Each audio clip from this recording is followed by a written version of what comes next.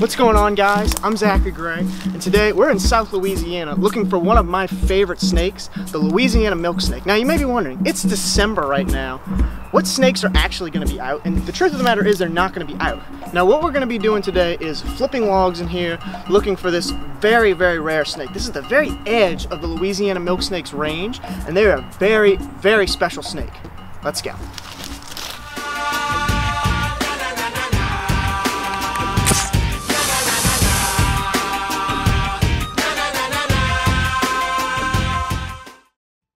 Louisiana milk snakes can be found throughout the state of Louisiana, and others such as Texas and Arkansas. We're the furthest east you can possibly find these snakes, and while they're incredibly rare here, they do occasionally pop up, along with other really cool local species. Here we go. Got it. Ooh, he's pretty. Yes. Oh, it's a... Yeah, it looks like all the snakes are heated up this morning, because he is not cold at all. Oh my goodness. Oh, he's angry. What? That is gorgeous. It's okay. This is an eastern garter snake. Now this one is actually gorgeous. I mean, he's got blue, he's got a big yellow stripe down him. Sometimes in this area, it's okay. Sometimes in this area they can look oddly similar to a ribbon snake. Kind of like a thin body, some kind of lightish colors, but he is, I mean, he is perfect. Look at that snake. Wah! It's okay, buddy. They've got this big bluff that they put on. Probably the second most dramatic snake, only next to the hognose snake. They open their mouth wide, I'm gonna get you. They musk on you, and they puff up their body really, really big. And it feels like he's got a toad or something in him. I want to keep him from regurgitating that, because handling a snake that's just eaten, sometimes they will regurgitate what they've eaten. He is beautiful. Now a good way you can tell whether it's a ribbon snake or a garter snake, even if they don't look this pretty, is the lines on the face. Garter snakes typically have, they kind of got like this clown smile on their face. They've got a little white dot behind their eyes. Ribbon snakes do, that is. Garter snakes don't have it. And their head just looks a little bit more plain. And one of the big things is that garter snakes just typically get bigger. Like you can see, this is kind of a fat snake, a fat stocky snake, whereas ribbon snakes typically are more thin and, like their name suggests, kind of like a ribbon. This is not a, technically speaking, not a common snake in this area, or at least not ones like this. I normally don't see them this pretty, but there are a good amount around here. I just don't see him like this all the time. He's hiding under a piece of cypress wood, but beautiful snake. These guys actually have a slight toxin in their saliva, and some people have a really bad allergic reaction to garter snake bites. My body doesn't react to it like, you know, deadly reaction, but my body swells up bad. If he were to bite me, it would swell up pretty bad. So I kind of want to avoid getting bit by this snake. You know, obviously that's a pretty easy thing to do. I don't consider it a venomous snake, so I will still pick it up like this. But I do actively try to keep from getting bit by this snake, because it does hurt quite a bit. Beautiful snake. We're gonna go ahead and put him back under this piece of wood here. Sitting up like that. He's gonna slide right back underneath it. Beautiful. All right, let's go see if we can find a milk. While out looking for snakes, we get to see loads of different wildlife. And while we were hiking around looking for more logs, we came across something very unexpected. What the heck? Hey buddy, what happened? What happened? What happened? What happened? Why are you bleeding? Oh, it's okay. It's okay. Okay. Frick, I don't have any of my stuff on me. What? Why are you hurt? I've got to pick him up and get him back to the vehicle. I don't know what the heck is wrong with him. I'm guessing he got hit by a car, but what the heck? Are those pinned? I gotta make sure those are down. I can't get caught by you today. Shh. What happened? Whoa. What happened? It's okay. It's okay. This is a red-shouldered hawk, one of the most beautiful hawk species around here. He seems to be pretty dazed and very confused. I managed to get all the ants off of him that were attacking him on the ground, and I gave him a good look over, and I found a small injury on the very top of his head. I believe that this is a shotgun wound from a single BB that grazed his head. Luckily, it didn't seem like it hit any vital organs or his skull. As crazy as it sounds, people will still illegally shoot at hawks around here, which is an absolute shame. Alright, yeah, I do need to use your jacket, actually. I do need to use your jacket, that's okay. Just put the camera, keep it rolling. But, alright, well, I got him wrapped up just to kind of keep him calm. I'm going to cover his face in a second, but I want y'all to still see him. Sitting on the ground, and I mean, he would be guaranteed dead from right there. I mean, something would pick him up and eat him. I can't believe that we even found him. My plan was to take him back for some minor first aid, and make sure that he was fed and hydrated before releasing him back out here. But not too long after this, he was fully ready to fly again.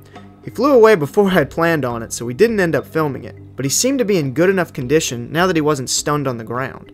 A happy ending to something that would have been really sad if that bullet had hit just an inch lower. Now back to the snakes. Not long after releasing the hawk, we ran into another local species that I'm very familiar with. Copperhead. What the heck are you doing out? What? Hello, little guy. Well, this is a venomous snake that lives here. Hello, buddy. This is a copperhead. Hey, oh, he's rattling his tail. He's not happy. He's pretty. Some of the pit viper species, like rattlesnakes, cottonmouths, and copperheads, will actually stay fairly active this time of year. But I didn't think we'd see a copperhead out and about, which is interesting. Very camouflaged if you see him up in these leaves. Look at him. He's warmed up. He's not cold at all. He's like, leave me alone. He's acting like it's spring. I guess we do have really mild winters here. I mean, it got up into the 70s today, even though it's been dropping down into the 30s at night. He's got a big triangle-shaped head because of those venom glands he's got. Copperheads, compared to the cottonmouths and the rattlesnakes in this area, have a mild venom. However, a snake like this could still easily kill you. It could still easily cause an amputation. He's fully lost his yellow tail, so he is an adult. He's got some broken bands on him. Look at him. He hadn't tried to strike. He's being very nice. I'm gonna go ahead and put you back by your tree, because you are not what we're looking for, but it is interesting to see that snakes are out. I'm wondering if it's actually a little bit too warm to be looking for milk snakes because of this. Because if snakes are out, milks will be underground and moving around as well. So, interesting to see. Let's see if we can find something else. Maybe the reason I haven't found any of the milk snakes is because they hide in the trees. Are you in there? I must find them at any cost. Well, actually, see our next log. LOL! Louisiana milk snakes like to live inside very hard, old logs, and I typically know the kind that they live by just by looking at them. So I flip any that fits that appearance, no matter how small they are, and eventually it pays off.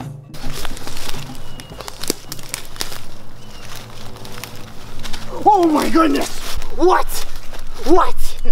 I told you they could be in little pieces. Whoa, whoa, whoa. Quit swinging, buddy. Quit swinging. Ow! That's a good bite to get, though.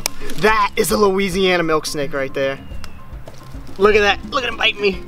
Oh, man. I will not avoid a milk snake bite. He is mad. He is mad. That's how you know you got a Louisiana milk. They are angry little suckers when you find them. Look at this. He just keeps biting me. This is actually a pretty typical look for a Louisiana milk. Oh, look at his little head. Louisiana milk snakes are a very rare snake in this part of the country. Now this is actually an average sized adult Louisiana milk snake. They do get much bigger than this. However, this is the size, this would be a typical adult. They are a very small milk snake species overall. Now throughout the world, these are actually known as a western milk snake, but in this part of Louisiana, we do refer to these as a Louisiana milk, and there are lots of different variations, morphs, and different localities of western milk snakes throughout the country. The ones here in Louisiana, pretty average looking, some bright red, sometimes they can have orange on their banding, but this is a typical look for a Louisiana milk snake in this vicinity. Now the first one I found was probably about twice this size and had a very similar look, kind of like a little bit of white on the chin, black head. They normally have that black head coloration, and that bright red is the most amazing thing about the Louisiana milk. Now these are typically a rare snake, and what you just saw is incredible. Absolutely incredible. He was wedged in that crevice right there under this. That is absolutely insane. I flip every little piece of wood that I see that's kind of like this that could typically have a milk snake under it, but the odds of that, the odds of finding one under it are slim to none, so that is insane. Ah, she's trying to bite me. Why are you biting at the camera? That is like 5 feet away, sir. 5 feet away, my friend. If I see a bright red snake in this area specifically, I'm gonna automatically know that is a milk snake. There's nothing else that it could be. But in other areas, do your research before you mess with any brightly colored snake, because there are areas where it could be a coral snake. Coral snakes are very mild-mannered, and milk snakes actually are not. But you never want to go and grab a snake that you don't know what it is, and you never want to go up and grab a venomous snake. This is incredible. Look at that snake. This is my first milk snake of the year. I typically don't find many of these, so that is insane. And have a look at this. Their belly pattern doesn't continue all the way under. And that is something that milk snakes and scarlet snakes have in common. And scarlet kings and coral snakes, their bands go all the way around their body. Now, milk snakes are a species of king snake. This is technically a Lampropeltis, which is the genus for king snakes. The only other king snake that lives in this area is the speckled king snake. Then east of here, you're going to get different kinds like brooks, easterns, but these are 2 king snake species that we have here, are speckled kings, and then Louisiana milks. Now, these snakes specifically in this area prey on skinks, lizards, and he looks pretty healthy. He's small, but he's kind of stout. He's not thin by any means, but they're not normally a heavy-bodied, fat snake, even though I've seen some pretty fat ones. Now, Louisiana milk snakes are constrictors. When they find a little mouse, a shrew, a skink, look at him. These guys are angry little snakes. I've never found a milk snake that didn't want to just bite me immediately. I find speckled kings and rat snakes here all the time. They're very mild-mannered, but I've actually never found a mild-mannered Louisiana milk snake. Now, one of the reasons that these guys are being completely depleted in this area is mostly due to lack of habitat and large amounts of poaching. These snakes don't have a high reproduction rate. They lay a few eggs every single year, and oftentimes they have a very high mortality rate to other snakes or other little predators. And even in the protected places, even in the national forests and in the national parks, these snakes are being caught and sold, which is really unfortunate, as there are just not that many in this area anymore, and they could be extricated within my lifetime if nothing's done about it. Now, Louisiana milk snakes, the most notable thing is their coloration. They are just a gorgeous snake, bright reds. So this is my Christmas colored snake. And you may be wondering, why do you only look for these in this time of year, during the winter? This is December right now, it's like a week before Christmas. The reason I look for these guys in the winter is because this is the best time to find this snake in this part of the country. They can't actually go underground too much in this area because of how waterlogged the ground is. And they normally go up into logs or up into standing logs this time of year. And the colder weather makes them kind of shut down a little bit to where you're going to be more likely to find them in logs rather than underground or out and about. As well as, I really appreciate being able to hunt this time of year for these snakes and not see wasp nests, because these pieces of wood harbor a lot of different ground hornet species, and it's just very difficult to hunt them during the summer because of that, because there's so many wasps. So, beautiful snake, beautiful little early Christmas present for me, I guess you could say. Bright red coloration, there are Christmas colors for the week. Beautiful snake, and we're gonna go ahead and put him back under his little piece of wood. Alrighty, I'm gonna go ahead and put him back in his little tunnel. No, don't bite, I'm putting you back. I'm trying to put you back at least. Well, there you have it, guys. That is one of the most incredible snakes you can even find out here. Beautiful animal. We're gonna go ahead and put his little tiny home back, and he's gonna chill there for the winter, or maybe move to a bigger piece of wood. See you, buddy. Well, guys, that's it for today's video. We really hope y'all enjoyed. If you did, consider subscribing and liking for more. And we've got merch down below if you want to help support the channel. That's all for today, and we will see you guys next time.